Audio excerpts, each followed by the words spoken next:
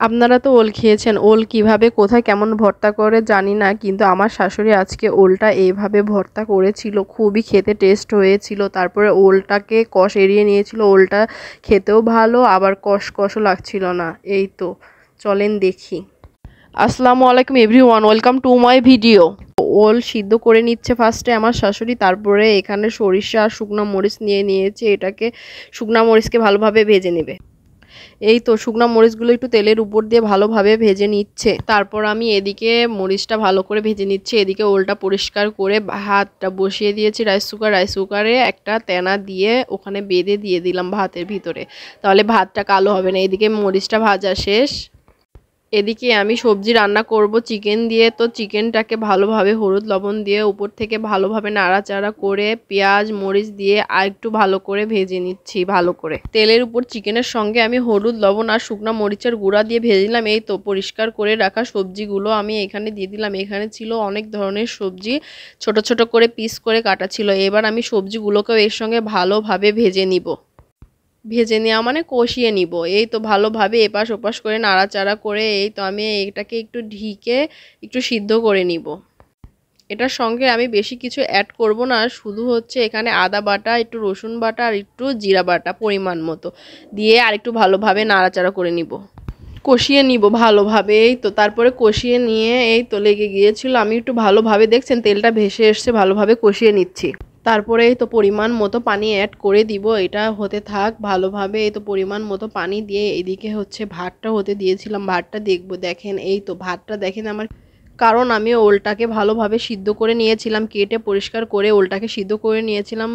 ওলটার কষটা বেরোয় গেছে, সেহেতু আমি একটু তেনাম বা আপনারা যেভাবে হোক সিদ্ধ করতে দিলে তাও ওটা কালো হবে না। তারপর এইদিকে হচ্ছে আমার ভাতটা দেখা শেষ, এইদিকে হচ্ছে তরকারিটা ফুটে উঠছে, একটু নাড়াচাড়া করে দিলাম। এটা একটু হালকা পরিমাণে একটু ঝোলঝোল রাখবো। এদিকে হচ্ছে ওলটা বের করে আমি ঠান্ডা হতে দিব, এটা হচ্ছে পাটায় ফিসা হবে। এই তো এখানে রান্নাটা শেষ তরকারিটা, এদিকে হচ্ছে মশলা দিয়ে ভাজনা দিয়ে আমি ভালোভাবে মাখিয়ে নিচ্ছি। এদিকে হচ্ছে আমার তরকারির দেখেন ফাইনাল লুক। তারপরে বাটার উপর সরিষা নিয়েছিলাম, সেই সরিষাগুলো পরিষ্কার করে ভালোভাবে বেটে নিল আমার শাশুড়ি। তারপর এদিকে ওলগুলো নিয়ে ওলগুলো একে একে সবগুলো বেটে নিচ্ছে। সরিষাটা কিন্তু ফিনিশ করে বাটতে হবে, খেতে খুব সুস্বাদু লাগবে। তারপর এদিকে ওলগুলো একে একে সুন্দর করে ফিনিশ করে বেটে নিচ্ছে। দেখছেন কি সুন্দর আঠালো আঠালো হচ্ছে। এটা পাটার উপরেই বেটে নিয়ে পাটার উপরেই ভর্তা করা হবে। তারপরে দেখেন সুন্দর করে বেটে নেওয়া শেষ। তারপরে এখানে দেখছেন কি সুন্দর মাখো মাখো বাটা হয়েছে। তারপরে এখানে আমি হচ্ছে পেঁয়াজ আর শুকনা মরিচ আর লবণ দিলাম। এই তো শুকনা মরিচ লবণ দিয়ে চটকিয়ে নিচ্ছে।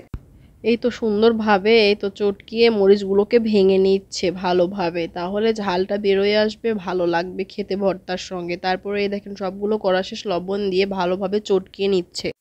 এটাকে ভালোভাবে চটকে নিচ্ছে। আর এখানে সরিষার পরিমাণটা খুব বেশি রাখবেন না, এই তো পরিমাণ মতো তেল দিয়ে দিলাম।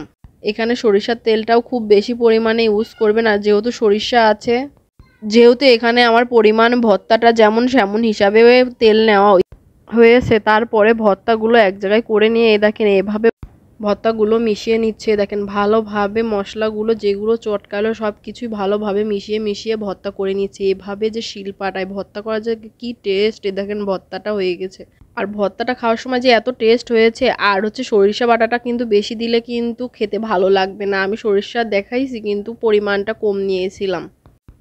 দেখেন এই তো আমার ভর্তাটা করা শেষ। লবণটা পরিমাণ একটু কম হয়েছিল বলে লবণটা দিয়ে আর একটু ভালোভাবে দেখেন মাখিয়ে নিচ্ছে। খেতে খুব টেস্ট হয়েছিল সত্যি, আসলে দেখছেন কি সুন্দর আঠা আঠা হয়েছে। আমি খেয়ে দেখলাম খুবই টেস্ট খেতে।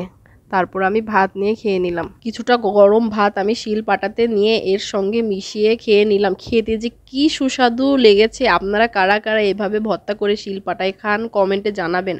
ভিডিওটি ভালো লাগলে ফলো করে রাখবেন, আরও নতুন ভিডিও দেখার জন্য। সবাই ভালো থাকবেন।